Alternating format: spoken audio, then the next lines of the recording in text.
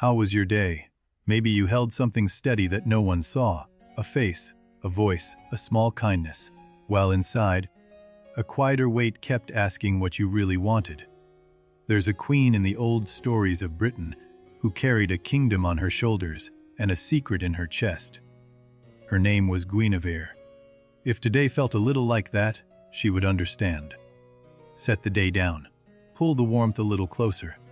We'll begin where her story always seems to end, on a cold plain in mist near the sea. Mist on battlefield of Camlann. The ground is soft underfoot, somewhere in the white air. Two men are walking toward each other, and one of them is the king. And far from the field, behind a thick wooden door, a woman is on her knees. She is praying, she knows. She has known for years this day was coming. How does a queen who loves her king and loves another knight live for years inside that small impossible space, and try not to break what holds the kingdom together? 3 hearts in one room. The king, the knight, the crown, and a woman who has to be queen first, and herself only when no one is looking. Maybe you've held a room together before, smiled when something inside was very quiet. This is a story, in part, about that, wearing a crown that no one made for you to wear. This is what we do here. Each week, one story from the old world, one night. Something that has been told for 1,000 years, and still has something to say. Adjust the pillow, find your warmth. If you drift off before the end, the old kingdom won't mind. It has watched over sleeping listeners for a long time. There is much more of this story than tonight will hold. The harder part, the part where the choice is made, is still ahead. But not tonight. Tonight, just this. If tonight feels like something, subscribe. We'll be here next week. Another story, another quiet night like this. Now, back to ours. Long ago, in the cold years after Rome had let go of Britain, the island was small kingdoms held together by smoke and old roads. The high seats were mostly empty. Then a sword was set in a stone, the way old stories like to begin. And a boy without a name pulled it free, and the small kingdoms had a high king again. His name was Arthur Base. He was younger than the throne. He was kinder than the world had asked him to be. He wanted, more than anything, peace. Peace is heavier than war in some ways. War only asks for swords. Peace asks for 100 small daily things, and a partner who can carry the other half of it. So Merlin Base, the old advisor with the long white beard, told the young king it was time to choose a queen. And he named a name, Guinevere of Camlann. She was the daughter of a small western king, copper-haired, gray, green-eyed, half, laughing in the way of girls who do not yet know what is coming. The messenger rode west. Camlann, in the soft western hills, was a small kingdom of green pasture and slate, gray stone. Her father was Heliodogrants, a thoughtful king with more sense than soldiers. He loved her. Guinevere grew up running through those hills, learning to ride before she could properly walk, learning to read in 3 languages, because her father believed quiet kingdoms still needed sharp daughters. She was, by the soft account of those who later remembered her, a girl who laughed easily and who listened more than she spoke. In a court, that combination is rare. One spring, a rider came up the long west road. He carried Arthur's seal, a small disc of red wax pressed with a dragon. He brought a question, not a command. Would she come east, to a kingdom that did not yet quite believe in itself, and stand beside a young king who needed someone to be the steady thing in the room? Her father read the letter twice, then a third time. Then he asked her, which was unusual for a king. He asked his daughter what she wanted to do. She had never met Arthur. She had only heard the stories. Sword in stone, boy turned king. A man trying very hard to be a different kind of ruler than the world had seen. She thought about it for 3 nights. On the 4th morning, she said yes. Not because the offer was a crown, because the offer asked her, instead of telling her. A long wagon train was prepared. Linen, wool, horses, a few servants, her father's gift to Arthur. A great oak table, round, large enough for 100 chairs. A round table, her father's quiet idea, so that no chair would sit higher than another, so that a king and his men would have to look one another in the eye. She rode east through low spring rain, then bright sun, then villages that came out to look at the girl who was going to be a queen. She tried to smile back at all of them. Maybe you know that smile. The one you keep ready for everyone who is happy on your behalf, while a smaller voice inside is asking how exactly this is going to go. On the last morning, the wagons rounded a slow green hill, and she saw the first towers of Camelot rising out of the mist, gold dragon banners catching the early light. It was smaller than she had pictured. Most things you have only heard about turn out to be smaller. But it was real and stone, and hers, somehow now. At the gateway of Camelot, a tall man in a dark blue cloak waited beside an old man with a long white beard. The young man was quieter than she expected. He looked tired. He stepped forward. He did not bow. He took her hand and looked her in the face for a long moment. Then he said only, "Welcome home." Not queen. Home. She would remember that word for the rest of her life. He had given her the smallest, kindest thing first. And in a kingdom of swords, that was its own kind of vow. They were strangers, of course. They could not pretend otherwise. So they did the wise, unromantic thing. They walked the gardens together, every day, until they were not strangers anymore. He told her about the boy he had been before the sword. She told him about the small kingdom she still half missed. He asked careful questions. She gave careful answers, then real ones. There is a kind of love that begins as respect, and then deepens into a quiet trust, and only later turns into something the heart understands. That is the kind of love this was. 6 months passed. The wedding was set for high summer, when the long evenings made the hills look as if they had been painted gold. The kingdom needed a celebration. People came from every corner of the island. Kings of small kingdoms, druids with old blue tattoos, monks in undyed wool, farmers with their children on their shoulders. All for her. On the morning of the wedding, she stood very still while 2 older women braided wildflowers through her hair. She did not feel like a girl anymore. She did not yet feel like a queen. She looked into the polished bronze mirror once, briefly, the way you do when you are about to cross a threshold. Then she did not look again until it was over. They were married inside Camelot Great Hall, under the high stained glass windows. The light fell across them in shifting red and blue. A bishop spoke, a druid spoke, both were honored. He set the small silver coronet on her head with both hands, careful as a man laying down something fragile. The hall went still. Then a long, low cheer rose up like a wave. At the feast, her father stood. He gave Arthur the round oak table. Large enough, he said, for 100 chairs, and not one head of any. The hall fell quiet again. Arthur looked at the table for a long moment. Then he looked at Guinevere. He understood the gift. So did she. A circle is the hardest shape to break. The knights came forward, one by one, and laid their swords on the wood. They swore to be no greater than each other. They swore to defend the weak. They swore in front of her.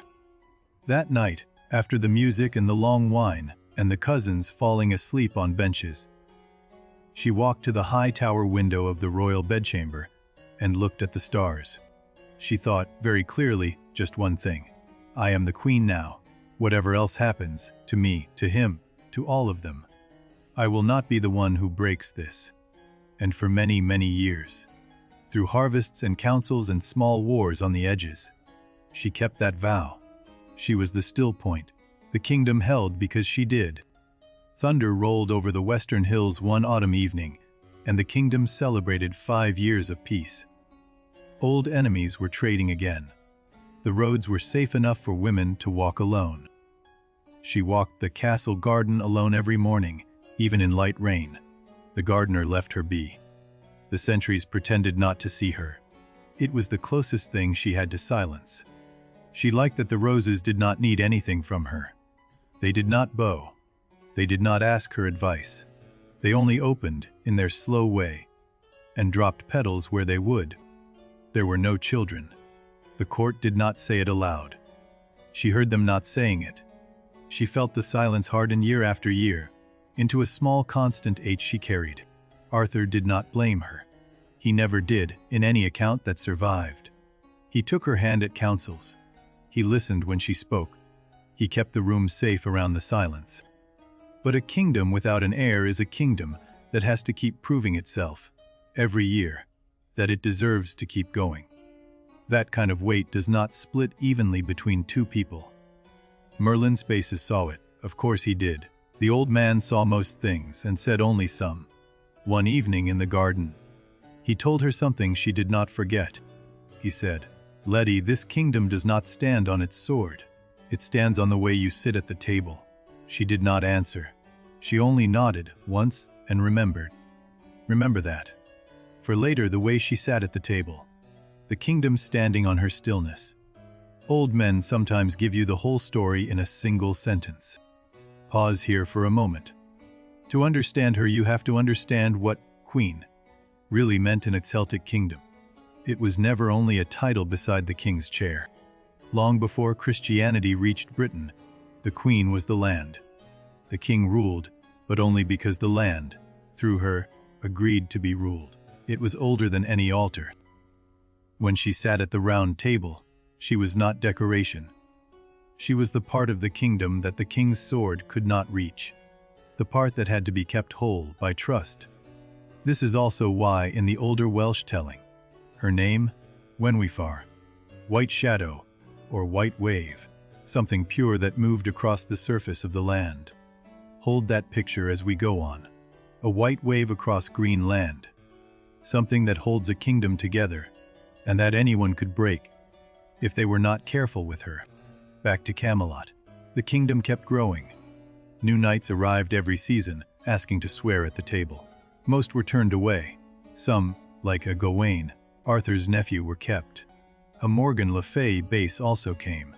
Arthur's half-sister, dark-haired, sharp-eyed, more learned in old magic than a Merlin brief had wanted to admit. She was not friendly, she was always there. Guinevere did not trust her, and did not show it. They greeted each other politely every morning. They spoke of weather, herbs, embroidery, the careful nothings that women in courts speak. There was also her Mordred Heath base, a younger figure, blonde, quiet, often at the edges of rooms. He was Morgan's by some accounts, Arthur's nephew by others. The court did not entirely know. He never said anything wrong. That was part of what made him difficult. A man who never says anything wrong is sometimes a man saving every wrong thing for one perfect day. She felt his eye on her when she walked the cloister. She did not turn. She had been a queen long enough by then to know the difference between attention and interest. There were rules now. Council on first morning of each week. Tournament on the 5th. Justice on the 7th. The kingdom needed rhythm, and Arthur built it carefully, like a house. At tournaments, she sat at the center of the gallery in green linen and bronze brooches, and tried to look at every knight equally. Some weeks that was easier than others. Her closest companion at court was Helelaine, a soft brown-eyed woman of similar age, one of her ladies. They walked the castle garden each morning. They told each other almost everything. Almost. There were a few things Guinevere did not say aloud, even to Elaine. The small private things she had decided would die with her. Most queens carry a list like that. One winter morning, very early, a horseman she did not recognize rode in. White surcoat, 3 red bands across the chest. He was younger than she expected, and lighter on his horse. The sentries let him pass on the strength of a small letter sealed in dark wax. The captain took the letter to Arthur. By mid-morning, the new knight stood inside Camelot Great Hall. Arthur came down the long stone steps. Guinevere came with him, half a pace behind. She did not look at the knight directly. Not yet. There was a room to be queen of. He knelt the way men trained in southern courts knelt. One knee precisely down, head bowed exactly enough, both hands flat on the pommel of his sword set point, down before him. He gave his name, Lancelot of the Lake, raised, he said, by an unnamed lady in an unnamed water. That detail hung in the air. No one in the hall asked him to explain. Stay with this. It matters before the end. A man who comes from a lake with no family name kneels at a king's table. The old stories tell you to listen. Arthur lifted him. Arthur saw the way he stood, the way the sword sat in his hand without thinking. He understood at once that this man would be the best of them. It was almost a relief. Then Arthur turned, smiling slightly, and said, "Lady, the queen, you're queen now too." It was the small introduction kings make every week. Nothing in it was unusual. Nothing should have been. They looked at each other for the first time. It was a normal length of look, not too long, not too short. The hall watched. Nothing in the look gave anything away. Inside her chest something shifted. Not romantic, not yet. Something older, recognition. As if she had met him in a dream, she could not now quite remember. When she woke up, she inclined her head exactly the right amount. She said the exact words a queen says to a new knight. She did not say anything else. The hall released a slow-held breath. That night, alone at the tower window, she did something she had not done in years. She took the small silver coronet off, set it on the stone sill, and looked at it for a long time. She did not put words around it. She had been a queen long enough to know that some feelings get worse when you name them. She put the coronet back on. She slept. Maybe you've done that. Press something quiet down before it could rise. It is a small skill. Most queens learn it by their second year. Most ordinary people learn it by 20. In the morning, Lancelot Bass was at the tournament field, training quietly with the others. He greeted her exactly as a knight greets a queen. She greeted him exactly the same way, both correct. He won that morning's bouts. He won the next. He won, in fact, almost every tournament for the next year. Arthur was glad. Arthur was always glad when his men were great. He became the king's closest knight. He sat to Arthur's right at the round table. They hunted together. They argued strategy late into the night, with maps and small clay cups of wine. Arthur loved him, plainly, openly, the way some men love a younger brother. There was nothing hidden in it. Lancelot loved Arthur the same way. Both of those things were also true. And so the worst kind of triangle began. Not the kind built on secrets. The kind built on three people who genuinely loved each other, and a kingdom that needed all three. She told herself that first year it was nothing. The next year she told herself it was almost nothing. The third year, she stopped saying anything to herself about it at all. She had vowed, on her wedding night at the tower window, that whatever came, she would not be the one who broke this. The vow was older now. It had not yet been tested. A spring came when the kingdom seemed almost settled.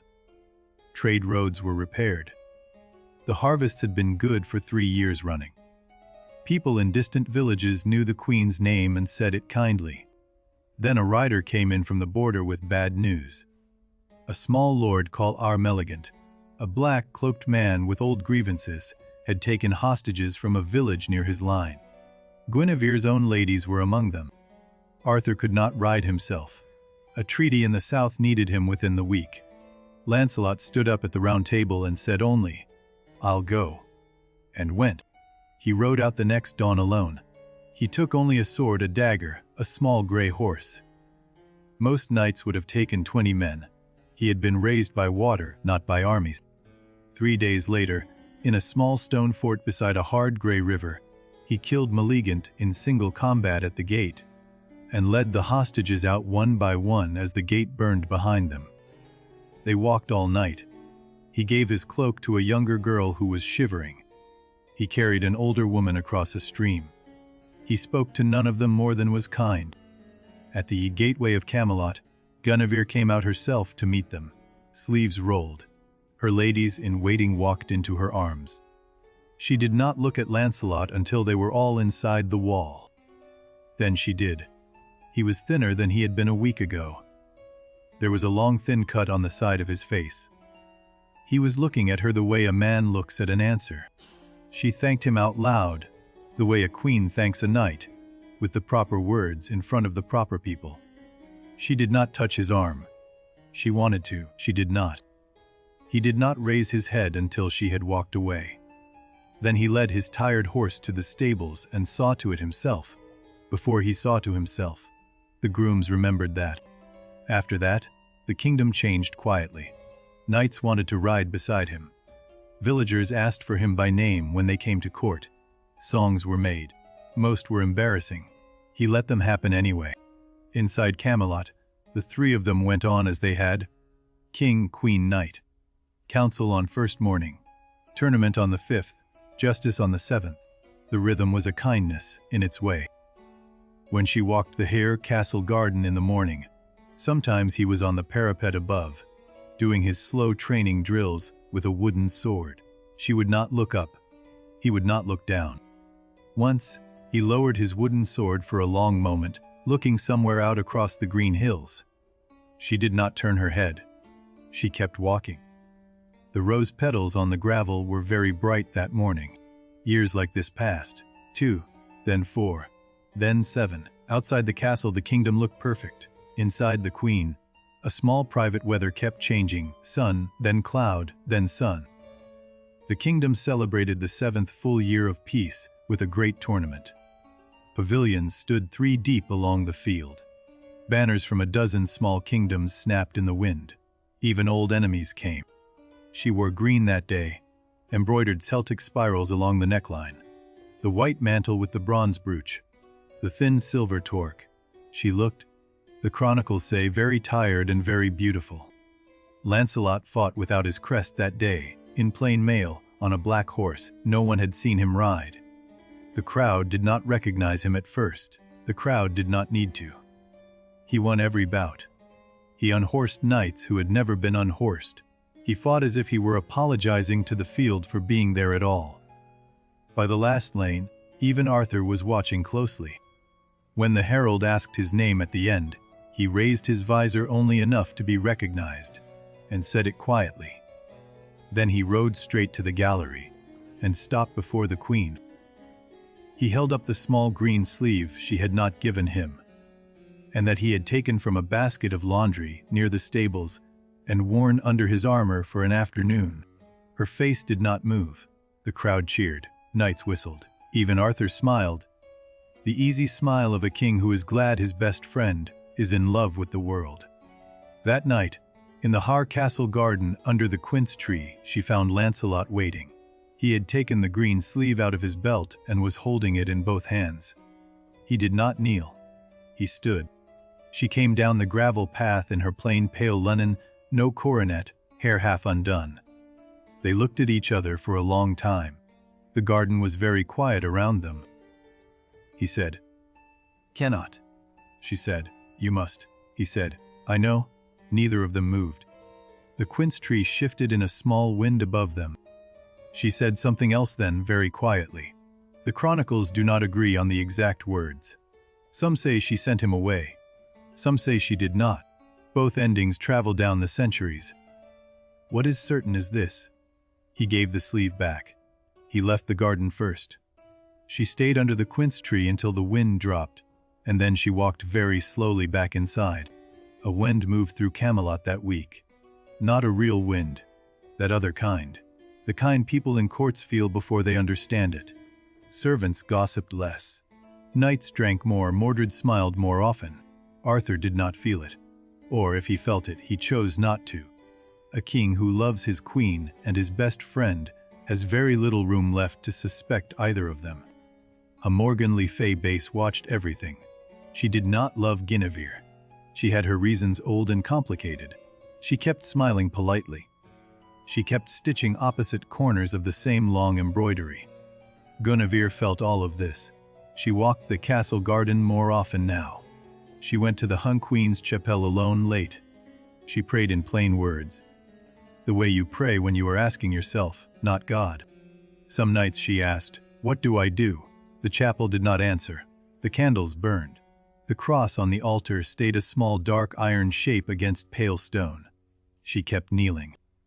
Maya, listener, maybe you have prayed like that. Not really to be answered.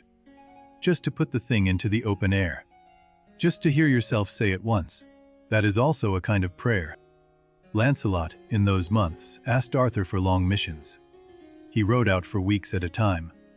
He cleared a road of bandits in the south. He brought tribute back from a small island lord. When he was away, the court was quieter. When he came back, the court was louder. No one called this out. Everyone felt it. A few people, by then, had begun to use the word queen with a small extra emphasis. Mordred took these small things and kept them. He did not gossip.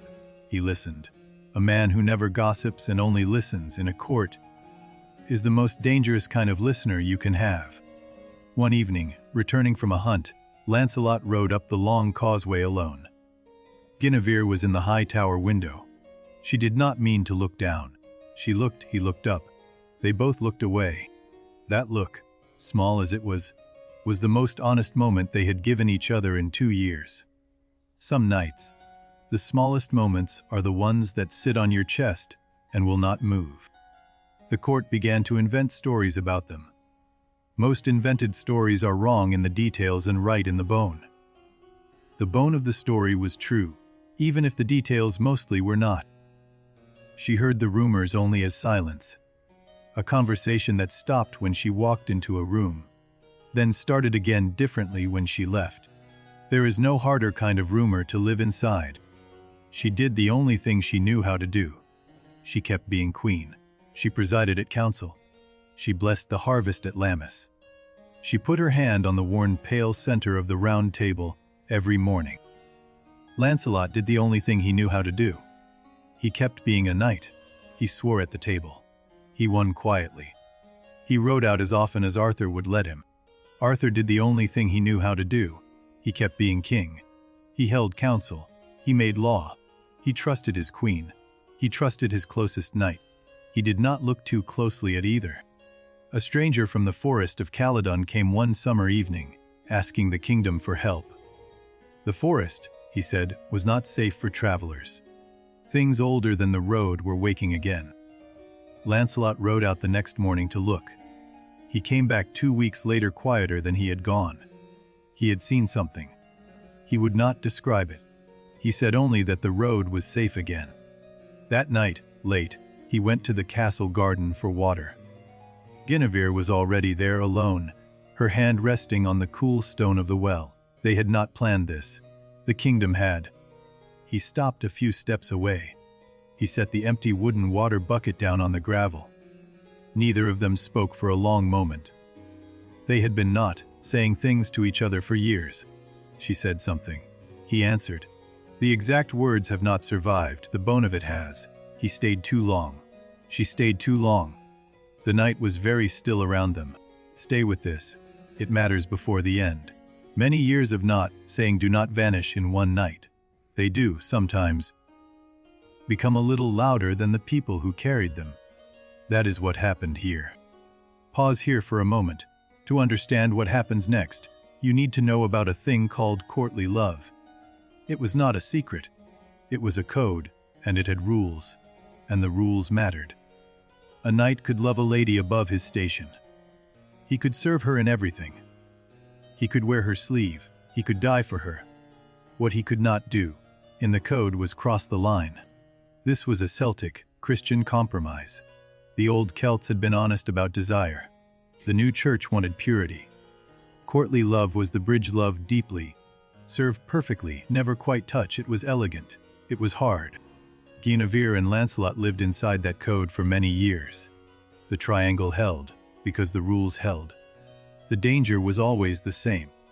That one quiet night the rules would slip, and the bone would show. Hold that idea as we go on. A code can hold 3 hearts safely for years. Until one ordinary night, when the wind drops in a garden, and a wooden bucket is set down too quietly. Mordred saw a shadow that night. Just a shadow. 2 figures by the well, no more than that. He did not run to tell Arthur. He went back to bed. He smiled at the dark stone ceiling. A man who has waited a long time will wait a little longer. Mordred had been waiting since he came to court. He could wait until he had more than a shadow. Spring turned to summer. Lancelot rode out for a long mission to Brittany. Old kin matters, Arthur said, and a new alliance. He stayed away 3 full months. The court did not heal in his absence. It simply rested. Guinevere did not sleep well during those months. She would not have called it missing him.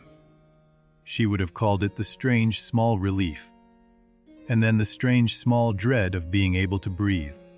Arthur grew quieter that summer. He held justice, sat at council, made the law. But he watched her sometimes when she was not looking, with a small, thoughtful expression he had never worn before. Maybe he had heard a small thing. Maybe he had seen a small thing. He never accused. He never asked her. Some kings believe that asking a question can break what was not yet broken. Lancelot came back at the end of summer. He looked older. The Brittany sea wind had hardened the edges of his face. He greeted Arthur with a long, quiet embrace at the gate. He bowed to Guinevere. Nothing more. At night, at the welcome feast, a Mordred base sat very still at the lower table. He did not eat much. He did not speak much. He was watching 3 faces in turn, very carefully, as if memorizing. He gathered 6 men over the next month. None were great knights. All were minor cousins, second sons, men with grievances. He told them only that the kingdom needed honest witnesses to a small, unhappy truth. A trap is the wrong word for what he set. He did not invent anything. He only watched and waited for one ordinary night when Lancelot would walk to the queen's antechamber to deliver a message in person. They had done this before. That night came in late autumn. A dispatch from Brittany needed her seal. Arthur was at council in another wing. Lancelot, as the king's closest knight, brought the parchment up himself. The corridor was empty. It was very late. He knocked twice at the antechamber door, the formal knock. Guinevere, already up, in a plain pale linen robe, her copper hair loose, opened the inner door from the chamber beyond. She took the parchment. They stood inside the doorway. They spoke for perhaps 2 minutes. About Brittany, about a mutual friend, about the cold. He did not step into the chamber. She did not step out of it. The door stood open the whole time. That was when Mordred and his 6 chosen men came around the far corner of the corridor with drawn swords, shouting. They had been waiting. The door, by then, had been open for 2 minutes. Not enough by any honest reckoning. Enough by theirs. Lancelot was unarmored, with only a short knight's dagger at his hip. He had left the corridor torch behind him at the bend. He had, for that single ordinary errand, almost nothing. He killed 3 men in the first 10 seconds. He took a sword from one of them. He killed 2 more. He hurt Mordred, only a long shallow cut along the forearm. Mordred backed away into shadow. He did not kill the last man. He turned, took Guinevere's hand for the first time in 9 years. Once, briefly, only to pull her down a side corridor. And they ran together through dark stone passages. He led her down to an old postern gate near the river. He set her on a horse. He did not get on himself. He told her to ride to a small lodge 5 miles south. He would come for her by dawn. She rode south. He went back inside Camelot, alone in a torn tunic, carrying a stranger's sword, to find Arthur and try, before Mordred did, to tell the king. Mordred reached the king first. Of course he did. He was already screaming, "Treason!" in Camelot Great Hall when Lancelot came through the far doors, 20 paces behind. He did not get to speak. 8 knights surrounded Lancelot at once. Their captain looked back at Arthur for the order. Arthur looked at Lancelot, his oldest friend, for one long, terrible breath. Then he gave the order with a small downward nod. Lancelot did not raise the sword in his hand. He let it fall to the stone floor. The clatter was very loud. He went down to one knee. He bowed his head. He waited. But by then, in the confusion of armed men in a stone hall, 2 of the smaller knights moved a half step out of position. Lancelot saw the gap. He did not want to take it. He took it anyway. He did not kill any of them. He cut. He pushed. He broke the circle and ran. He went out a side door, took a horse from a sleeping groom, and was gone over the river bridge before the dawn bells rang. When the bells rang, Camelot woke up to find that the queen was gone. The king's closest knight had killed 5 men in the night, and a council had been summoned. None of the rumors that morning were quite right. Mordred told the council, in a clear small voice, what he had seen. He left almost nothing out, and added very little. The truth, told with the right faces around it, can do more damage than any lie. By Roman, British law, by Christian, British custom, by the new code Arthur himself had built, the queen had to be tried for treason. The king's hand could not save her now. She had already, by the law, condemned herself by leaving. Arthur sent riders south at once. 2 days later they returned with her. She had not run further from the lodge. She had been waiting alone, in plain pale linen, for whatever came next. She had decided by then what she would say. At the trial, in's Camelot Great Hall, the chamber was full to the back walls. She came in alone, not under guard. She stood at the foot of the round table. She did not lower her eyes. She spoke very simply. She said she had not done what they were saying. She said there were many years of small choices that had brought them to this room. She said the kingdom was not Lancelot's fault. She said the kingdom was, however, hers. And whatever the law said had to be done, she would stand for it. She would not flee again. She would not ask anyone to fight for her. The law of treason was clear. The sentence was already written down on the parchment between her and Arthur. It was the oldest punishment, the one no one in the hall wanted to say aloud, to burn. Arthur did not speak the sentence himself. The law spoke it. A senior cleric rose and read the words. The hall did not move. Guinevere did not move. She had decided 3 days before exactly how to be still. She inclined her head, the small, careful incline of a queen. She did not weep. She did not protest. She walked back out of the hall between 2 pale guards, who could barely look at her. That night, a small clean stake was set up in the courtyard outside Camelot Great Hall, with kindling already laid. The execution was set for the next morning at dawn. The kingdom did not sleep. Most of it prayed. In a small chamber at the base of the western tower, Guinevere knelt alone before a single low candle. She did not pray for rescue. She prayed for steadiness. She had a long memory of vows she did not break easily. At dawn they led her out. The courtyard was full, knights along the walls, citizens at the windows, Arthur on the high stone parapet above, the gold dragon cloak across his shoulders, his face carved from stone. They were tying the rope at her wrists when a single clear horn note sounded from the green ridge beyond the river. Then a second, then a third, and the gates of Camelot exploded inward. Lancelot rode at the front, fully armored now, white surcoat with the 3 red bends, his old companions of Joyous Gard behind him. He had ridden 2 days without stopping. He had not slept. He came straight at the stake. He killed knights he had eaten beside for 15 years. They tried to stop him because the law required them to. He cut through them because the queen's life required it. Both sides loved each other. Both sides kept fighting. He cut her ropes himself, lifted her onto his horse, and rode her out of Camelot through the smoking gate. She did not look back. Above on the parapet, Arthur watched it happen and did not give the order to fire arrows. That is the wound that opens the rest of the story. They rode north for 4 days. They did not speak much. He gave her his cloak the first night. She took it without arguing. She had not slept in a long time. The horse moved on under them. On the 4th evening, the road climbed a low headland, and they saw it. A square keep of dark gray stone on a high sea cliff. White gulls wheeling above. A narrow stone causeway, the cold blue gray sea below. This was Joyous Gard, Lancelot's own keep, taken in his youth from a cruel lord. The garrison was small, faithful, and far from Camelot. He had not been here in 3 years. The seneschal still recognized him at the gate. They gave her a small sea-facing chamber with a thick oak door, a low fire, a narrow bed, a single tall arched window facing the cold blue water. She slept for 2 days without waking. Lancelot did not knock. When she woke on the 3rd morning, she got up, washed her face in cold seawater from a clay bowl, and walked slowly along the parapet of Joyous Gard until she found him. He was watching the road south. She stood beside him.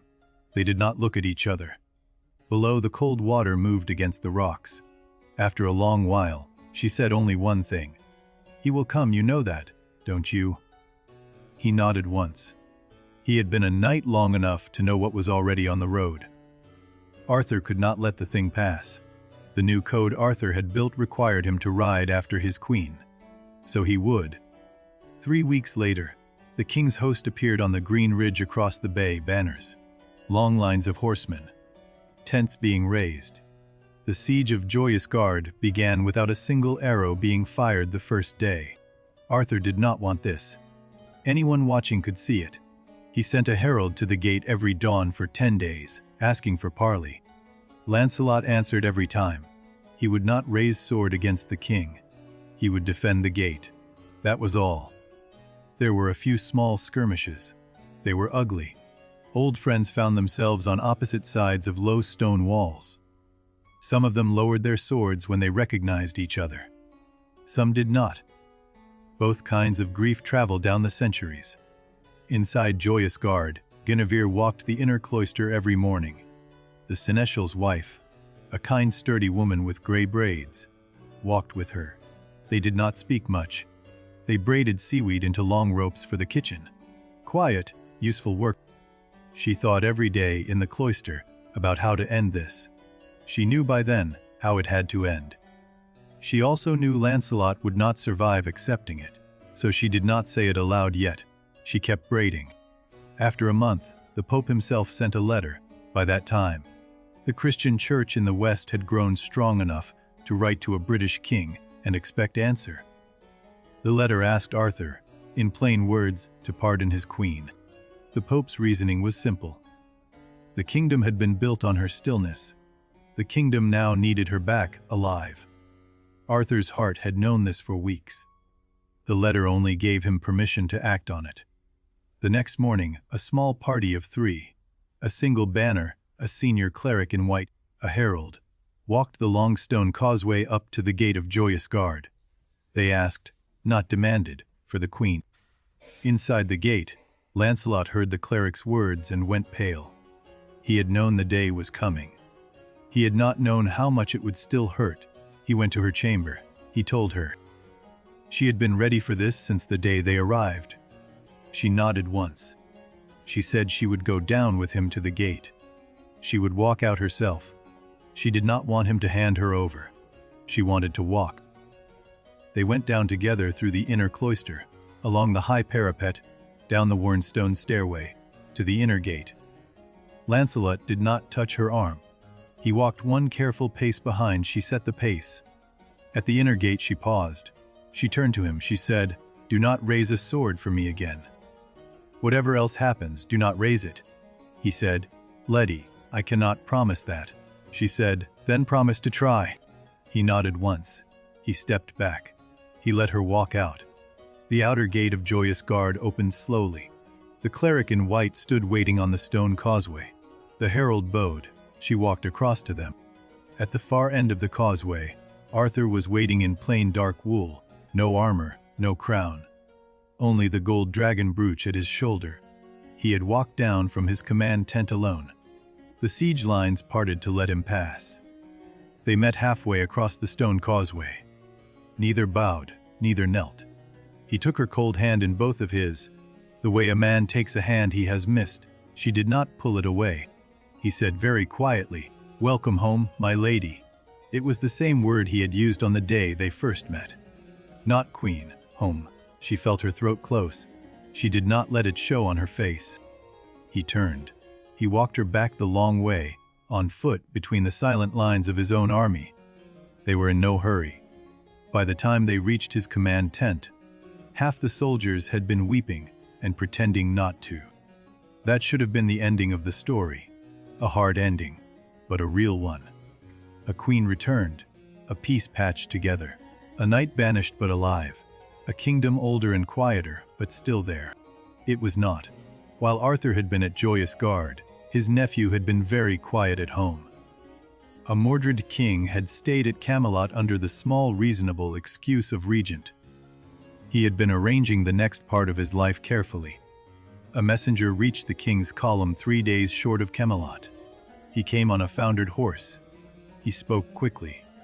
Mordred had gathered the lesser nobles, declared Arthur unfit by reason of war and grief, and crowned himself before the Round Table. The Round Table had been used. The crown had been put on. Mordred had then sent letters across Britain, saying that the queen had been faithless. The king broken, the kingdom needed a new hand. Some of the smaller kings had believed him. Arthur stood very still by the campaign fire that night. Guinevere, in dark travel wool now, watched him from a distance. She knew him. She knew the small change behind the eyes when a man finally understands what he must do. The next morning, she made her own decision. She did not ride home with Arthur. She did not ride to Lancelot. She asked for an escort to a small Celtic, Christian convent at Amesbury, on the edge of the Great Plain. She said she would wait there. The kingdom did not need her at the table now. It needed her out of the room.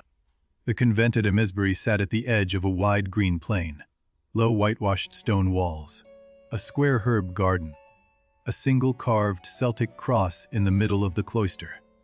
The wind through the long grass at dusk was the loudest thing for miles. 12 sisters lived there in plain undyed wool. They greeted her without ceremony. They did not call her queen. They did not call her lady. They called her sister, and gave her a small whitewashed cell with a wooden bed. She did not take vows that first month. She only walked. The plain, the herb garden, the cloister, she wore her own travel clothes. She did not speak much. The sisters let her be. They had seen tired women before. News reached her in small pieces. A merchant, a passing rider. She heard it the way you hear distant thunder when you are inside a stone room. Softer than it really is, but you know what is moving outside. Mordred had taken Camelot fully. The Round Table had been moved against a wall, no longer at the center. The smaller kings of the south had bent the knee. The smaller kings of the north had not. Britain was tilting again. Arthur had crossed back over the sea from Brittany. He had been finishing the old alliance there when Mordred moved, and was gathering the loyal northern kings. The march south would take 6 weeks. The kingdom held its breath in halves. Lancelot in Joyous Gard had heard everything by then. He sent a single rider south, asking Arthur if he should bring his old men of Joyous Gard. Arthur sent back a single line. "Stay where you are, my friend. Do not make me kill more of my own." Lancelot stayed. He paced the parapet of Joyous Gard for 3 days. Then he sat down on the cold stone and wept, alone where no one could see him. The cold sea below kept moving. It was the first time in years he had wept without trying not to. At Amesbury, Guinevere worked. She yelped in the herb garden. She learned to grind dried lavender by hand on a stone mortar. She washed linen in cold rainwater. She was tired every night, in the simple way that working bodies are tired. One of the older sisters, a small woman called Sister Maelwyn, watched her grind lavender one afternoon and said only, "You are not punishing yourself, are you, sister?" Guinevere looked up. She said, "No, I am resting." The older sister nodded once. "Maybe you know that difference. Punishment looks busy from the outside. So does rest. Inside, only the person doing it knows which one it is." She knew. She kept grinding the lavender. The room smelled good for the rest of the afternoon. She wrote 2 letters from Amesbury in those weeks. One to Arthur in plain words, one to Lancelot in plainer ones. She gave both to a passing pilgrim on his way to Glastonbury. She did not keep copies. To Arthur she wrote, "I am where I belong now. Do what the kingdom needs you to do. Do not worry about me. We were better than the world said. I will be praying for you when it happens." To Lancelot, she wrote, "Do not come for me. Do not come to Camelot. If you love me, stay where you are and stay alive. The kingdom needs at least one of us to keep on living past this." She did not include the green sleeve. She had it still in a small wooden box beside her bed. She kept it, she never wore it. She never burned it. She put the box back. She did not open it again that year. Mordred had spies along every pilgrim road by then. The pilgrim with the 2 parchments was stopped at a stone bridge, searched politely, and sent on. The letters reached Arthur and Lancelot a week apart. Both men read theirs alone. Arthur read his by lantern in his command tent on the march south. He read it 3 times. He folded it carefully. He set it inside his tunic, against his chest. He did not show it to anyone. He kept marching. Lancelot read is on the high cold parapet of Joyous Gard. He read it once. He sat down on the cold stone again. He did not weep this time. He had spent that already. He nodded alone, to no one at all. Inside Camelot, Mordred king grew uncertain. The northern kings were not bowing. The lesser kings of the south were beginning to slip back. The kingdom does not love an iron crown set low on a young brow, no matter how cleverly it was put on. He sent agents to Amesbury to bring the old queen back. He thought, perhaps, that a public submission from her would restore him. The agents reached the convent on a damp gray morning. The sisters answered the gate calmly. The senior sister told the agents that the woman they were asking for was no longer a queen. She was a sister. Sisters of this convent did not leave on the orders of any king, false or true. The agents were told to go. They argued, they gestured. They did not draw swords against a holy house. Even Mordred's men knew better than that. They went away. They came back 4 days later. The senior sister said the same thing. They went away again. From inside her cell, Guinevere had heard them. She had not gone to the gate. She had stayed at her grinding stone with a small bowl of dried thyme. She had not even paused her work. The grinding stone was very steady that morning. Stay with this. It matters before the end, she had decided. She had decided the day she walked out across the causeway at Joyous Gard. The kingdom did not need her at the table now. It needed her out of the room. Arthur's army, by then, had crossed the Severn and was moving down the old Roman road. The northern kings rode in tight, unhappy lines. They had begun to understand they were riding to a battle that would end this kingdom either way it broke. At each evening's camp, Arthur went into his tent alone. He took out the queen's parchment. He read 1 line. He put it back inside his tunic. He slept. He had stopped having long thoughts. He was conserving them. At each morning's hearing of scouts, Arthur asked only 2 questions. Where is Mordred? How many men? He did not ask after the queen. He did not ask after Lancelot. He had decided the shape of the next thing. Mordred, hearing the army was close, marched out of Camelot to meet it. He did not want a siege. He wanted a single battle. The 2 armies converged toward a wide, low, marshy plain near the western sea. The plain had an old name, Camlann. At Joyous Gard, Lancelot heard the scout's rumor. He had given his word. He read her letter again. Then he disobeyed exactly half of it. He did not stay where he was. He rode south. But he rode alone. He rode south at the speed of 1 man and 1 horse. No retainers, no food trains. He slept in barns. He paid in silver. He did not stop for anything. He could not get there in time. He rode anyway. At Amesbury, Guinevere knelt in the small chapel each evening and prayed in her plain way. Not for victory, not for survival. Only that the men she had loved would, when this was finished, be remembered honestly. She had taken vows by then, the simple Celtic Christian vows of that small house. Plain wool, hidden hair, a wooden cross. The sisters had told her gently that she did not have to. She had told them gently that she did. She did not feel changed by the vows in any large way. She did not feel forgiven. She did not feel different. She felt, mostly, that her hands had something simple and good to do every morning. That, by then, was enough. The seasons turned slowly above the great green plain. Larks rose in spring. Stoats hunted in summer. The first thin frost came at autumn morning. The convent's daily bell rang at the same 6 hours every day. It was a kindness. She was not idle. She tended the herb beds. She copied a psalter in the convent library, in clean small Celtic minuscule script, with small spiral knots in the margins of her own design. She got better at it. Sister Maelwyn, who had asked her once if she was punishing herself, watched her copy that psalter. She said only, Your hand is steady. You are remembering something with it. Guinevere nodded. The hand kept moving down the page. Some nights, very late, she stood at the small narrow window of her cell and looked out across the wide green plain. The stars above the plain were the same stars that hung over Camelot. That was, in its way, a comfort. Maybe you have done that.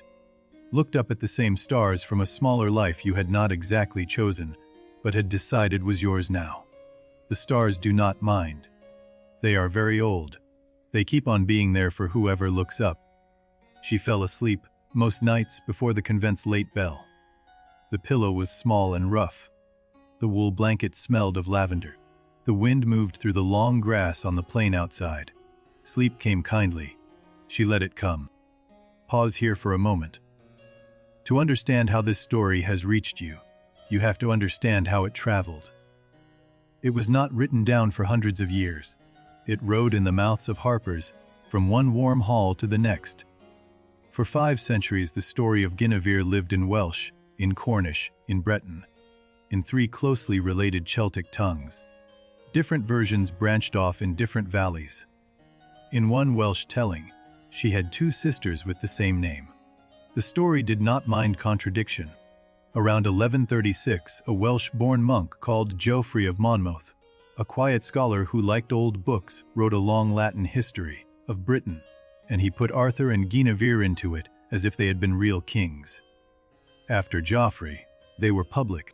50 years after Geoffrey, a French poet called Crétin de Troyes, a thoughtful court writer, wrote the romance Lancelot, the Knight of the Cart, and turned the queen and the knight into the great courtly love of the Western imagination. After Crétin, they were everywhere. Hold that picture as we go on.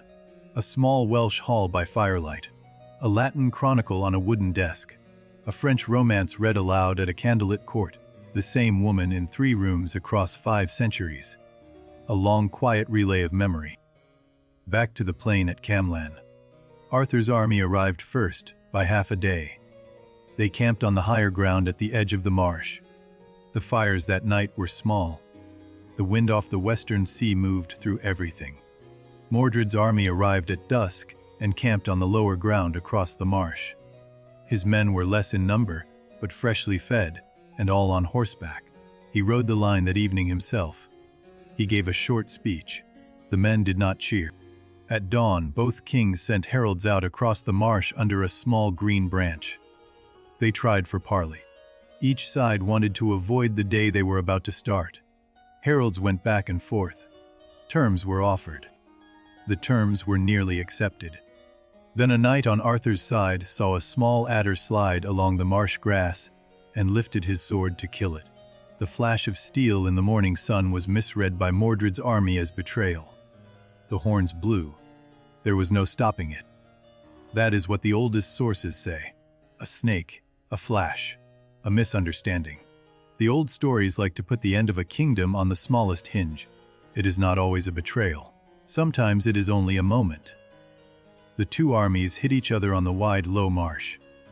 The fighting lasted from morning into late afternoon. The chronicles do not pretend it was glorious. It was hard and slow and ugly. Most of the men knew each other. Some men, the chronicles say, recognized old comrades from across the long line and lowered their swords for an instant before the press of the rest of the line forced them up again. Both kinds of grief kept happening all afternoon. By late afternoon, the marsh was quieter than it had any right to be. Most of both armies were on the ground. A few dozen men still stood. Arthur and Mordred saw each other at last across a small low rise of broken grass. They walked toward each other through the broken grass. No one tried to stop them. No herald, no horn, no advisor. 2 men, 1 sword each. The end of a kingdom in a few short paces of damp earth. They met.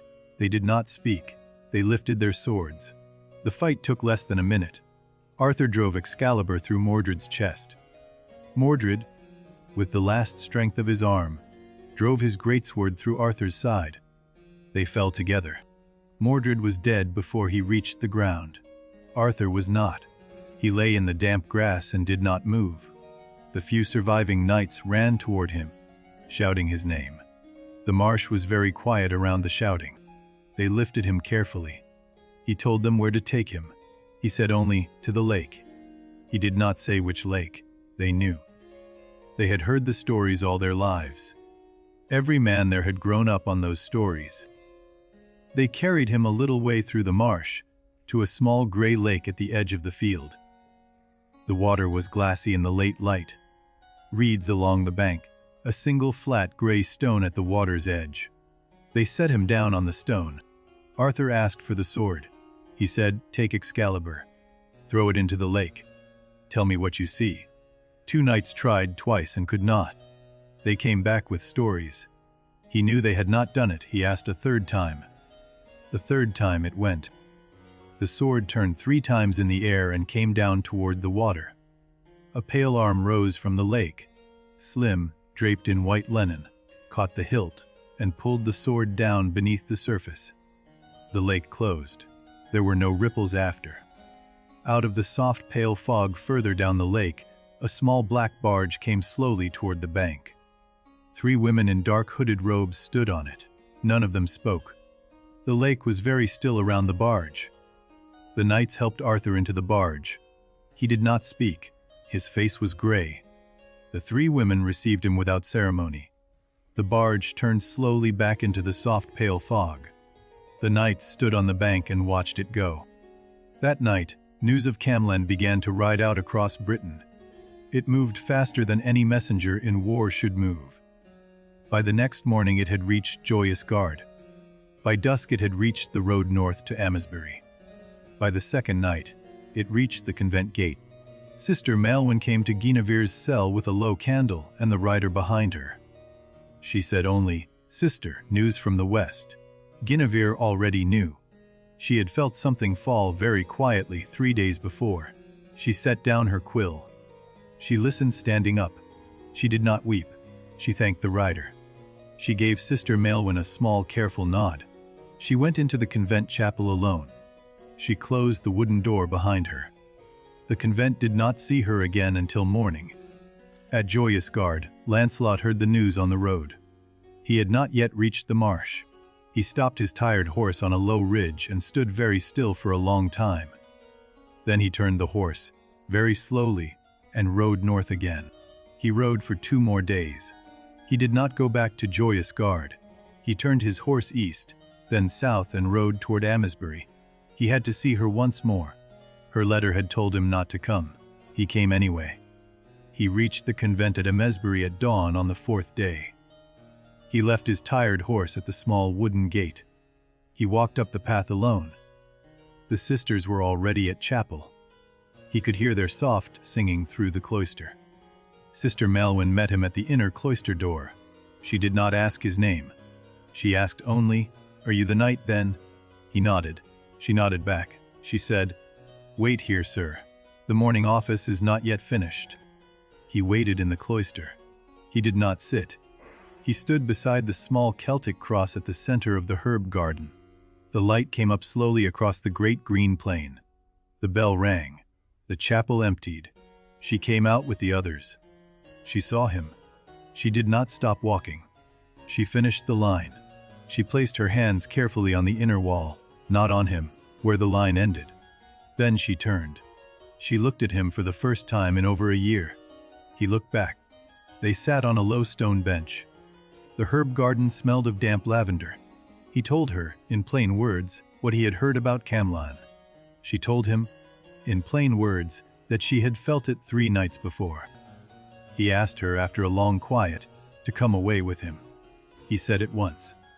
He had carried that question across the country in his chest. He had to ask it. She had to hear it. They both knew the answer before she spoke. She took his hand, once briefly. The way you take a hand to thank it. Then she set it gently back into his lap. She said, "No. You will join an order. My friend, so will I, different orders. Same kingdom." She said, "Live a long time. Be kind to the brothers in your house. Pray for the king. Pray for me. When you are very old, ask to be buried near him. Not me." Lancelot bowed his head. He understood. He stood up after a while. She stood up with him. They walked together to the inner cloister door. She did not walk him to the gate. He bowed once. She bowed once, like a sister. Both bows were very deep. He turned and walked through the inner cloister door alone. He did not look back. She did not call after him. The morning bell rang far away, behind a thick wooden door. The herb garden in the cloister was very quiet. That afternoon, Sister Maelwyn found Guinevere kneeling alone in the herb garden, both hands flat in the damp earth, around a small thyme plant. Sister Maelwyn did not speak. She only knelt down beside her and started weeding the next bed over. Maybe you have done that for someone. Just knelt down, not asked anything, not said anything. Just shown, quietly, that the next bed over had something for you to do too. It is not a small kindness. It is one of the older ones. That evening, Guinevere ate at the long wooden table with the others. She slept soundly that night. She woke early. She copied another page of the Psalter. She did not break. She kept living. That was by then the choice she had been making for years. Pause here for a moment. Now that the hardest part is told, let us look at what came after the centuries did. Each age remade her. Each age saw something different in the same woman, in the same garden, in the same plain. For Crétine de Troyes, in the 1170s, she was the lady of courtly love, distant, perfect, the standard for Lancelot's whole life. The rules of courtly love almost required her to choose Lancelot. The story refused. That refusal made the romance. For Sir Thomas Malory in the 1470s, in his great prose, Mordred Arthur, she was tragic and human. A woman who had loved him perfectly and ended in a small convent at peace with herself. Most modern English language tellings still walk inside Malory's lines. For the pre-Raphaelite painters of the 19th century, Rossetti, Burne-Jones Morris. She was a woman of sumptuous green and copper, painted again and again, almost always at a window, almost always with a far-off look. The Victorians could not stop painting her. For modern novelists, Mary Stuart, Marion Zimmer Bradley, Bernard Cornwell, she has been queen, priestess, politician, survivor. Each new century turns her one quarter further around. The bone of her does not move. Only the light on it does. Hold that picture as we go on. A queen at a tower window in a dozen different centuries, in a dozen different hands, all looking at the same far-off thing.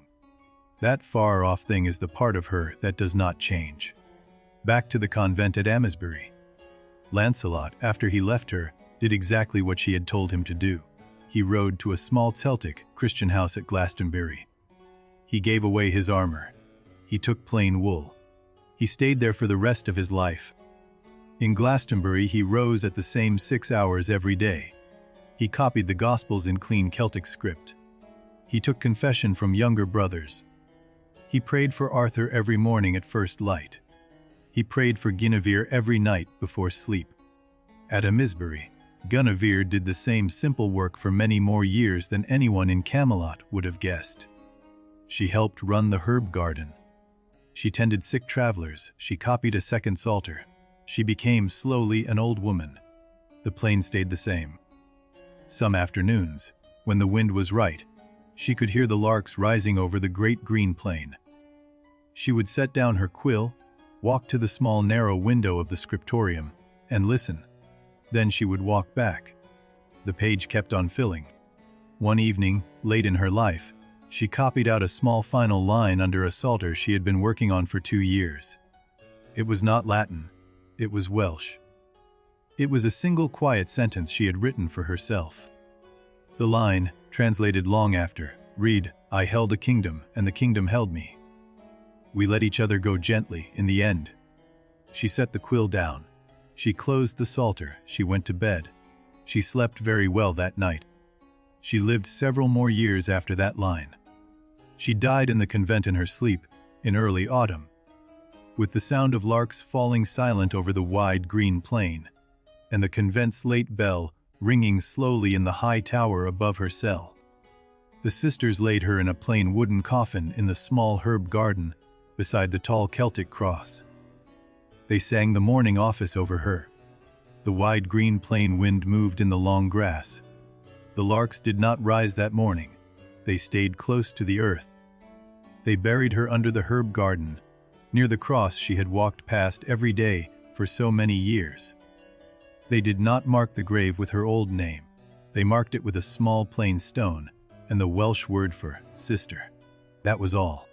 A few years after, an old man in plain dark wool came up the path to the convent gate and asked, very simply, where the queen lay. The sisters showed him the small plain stone in the herb garden.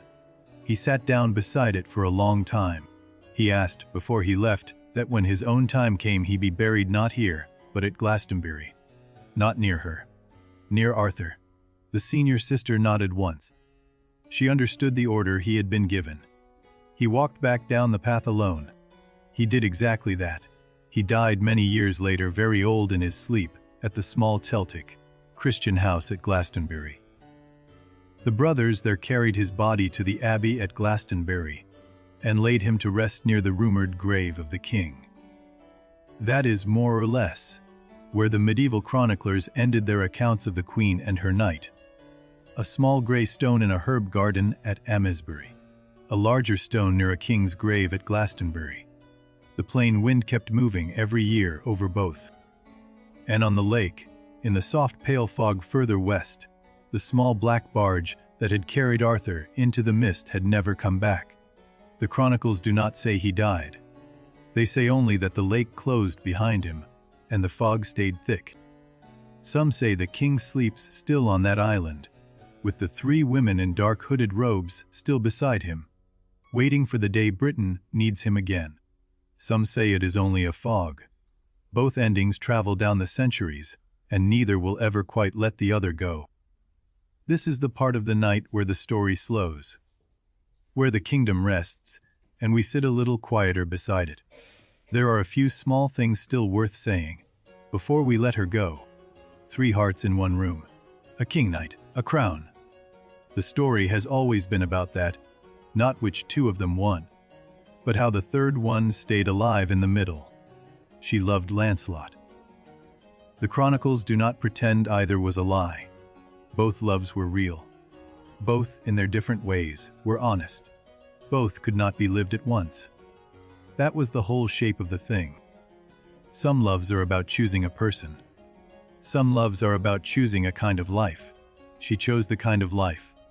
The person she loved most differently in the end was the kingdom itself. The round table in this story is more than furniture. It is a circle. Circles are the hardest shape to break. Every time the queen put her hand on the worn pale center, she was choosing the circle. Most mornings, that was the choice she made. The white rose in the garden, small, slow, never asking anything from her, became, by the end, her quiet emblem. Not the silver coronet, not the green sleeve. Just a flower that opened in its own way and dropped petals where it would. The lake, still gray, holding everything, was her other emblem, even though she never stood at its edge. The lake gave Arthur a sword. The lake took it back. Some things in our lives are the lake. They hold what we cannot. The herb garden at Amesbury. The small thyme and lavender and dark earth she worked with bare hands, became the 3rd emblem, the one she chose for herself. Not given by a king, not given by a knight, given by her own kneeling. The Welsh name, Guinevere, white shadow, white wave, was older than any of the romances. A wave moves across green land without taking it. It is there, and then it is somewhere else. It does not belong to one place. That was always part of her. She was, in the older Celtic sense, the land itself. The king ruled because the land, through her, agreed. When she could not agree any longer, the land did not agree any longer. Camlann was, in that older sense, the answer. Maybe you have known a room held together by one person. The colleague who calmed every meeting. The friend whose presence kept a group of people kind. When that person left the room slowly unraveled. The story knows that pattern. Maybe you have been that person, quietly holding something together for a long time. Not because anyone asked, because the room would have come apart if you didn't. Many of the queens of the world look like that. Most of them never wear silver coronets. One of the gentlest things about her story is what it does not insist on. It does not insist that she chose right. It does not insist that she chose wrong. It only watches her choose and stay and keep going. That is enough. The kingdom did not survive her absence in any complete sense. The Saxons came. The maps redrew themselves. The round table was eventually broken up for firewood. But the story did not break. The story she carried kept on traveling. That is one of the secret powers of being the still point at the center. When the room comes apart, the story of how you stayed travels with whoever was in it. People remember her better than they remember most of the kings of her time. There is also a smaller, gentler reading of her story that takes a long time to reach the surface. It is this. She was a woman who ended her life doing simple, useful work in a quiet, small place. That ending is not a punishment. It is a peace. Many of the men in this story died in armor on a marsh. She did not. She died in plain wool, in a small bed that smelled of lavender, with a copied psalter on the chest beside her. There is something to be said for that ending. Maybe you, somewhere in your life, have made a quieter ending than other people would have written for you. A simpler room, a smaller schedule, a slower morning. The story understands that. The story, even in its old way, blesses it. There is no single moral to her story. The old Celtic tellings did not need one. The medieval romances kept inventing one and failing.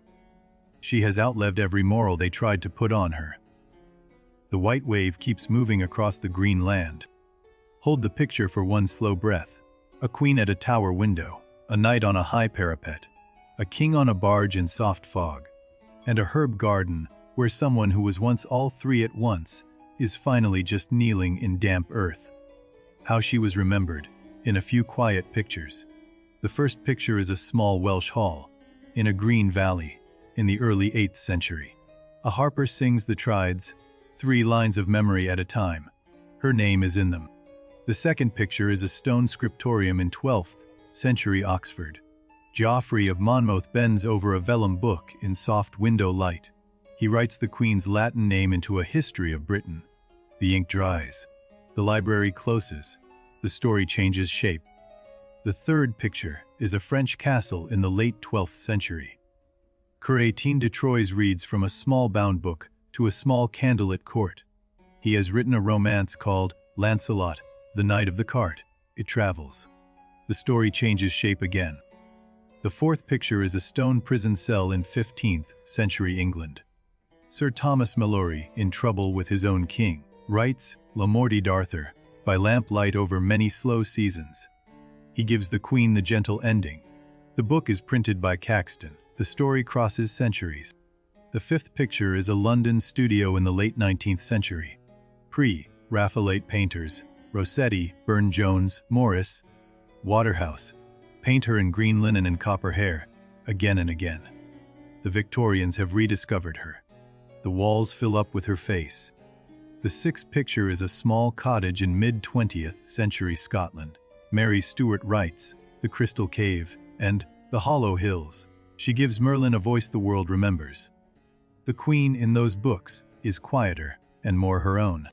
The seventh picture is a paperback shelf in the 1980s. Marion Zimmer Bradley publishes The Mists of Avalon. For the first time, the women of the kingdom, Morgan, Igraine, Guinevere, are at the center of the story. The shelves get rearranged. The eighth picture is a film set in late 20th century Britain. John Boorman's Excalibur, a 1980s green and silver Camelot. The Queen in long copper hair, the lake in soft fog. Whole generations meet her there first. The story changes shape one more time. The ninth picture is somewhere quieter and more recent. A reader in a small, soft, warm room at night. A book open at the bedside. The light is low. The face on the page is calm. The Queen again in another century, in another set of hands. That is how she has lasted. Not as a queen on a throne, as a face in many quiet rooms, a figure at a window. A woman who held a kingdom together for a long time and then did simple, useful work in a small green plane. The relay keeps going. The page keeps turning. The convent at Amesbury is quiet now. The wind moves over the long grass. The herbs sleep in their beds. The bell does not ring at this hour. The lake further west is quiet too. Pale fog still drifts across the still gray water. The barge has not come back. The fog stays thick. The world keeps turning. Next time, somewhere different, older, a different kind of fire. Another long quiet night like this. Something is waiting. You can almost hear it, slow, patient, very far away. Not tonight. Tonight, just this. For now, let the kingdom rest. Let the queen rest. Let the night rest. Let the king rest in his fog. The story has been told. The fire is low. The room is warm. Your breath is slow. Let it be slower still. Whatever you carried into tonight, you can set it down. The plane holds it now. The lake holds it now. Old things are good at holding. You don't have to be queen tonight. You don't have to hold anyone's room together. You can just sleep. We'll be here, when you're ready. Same place. Another long quiet night. Another old story by firelight. Sleep gently now. Good night.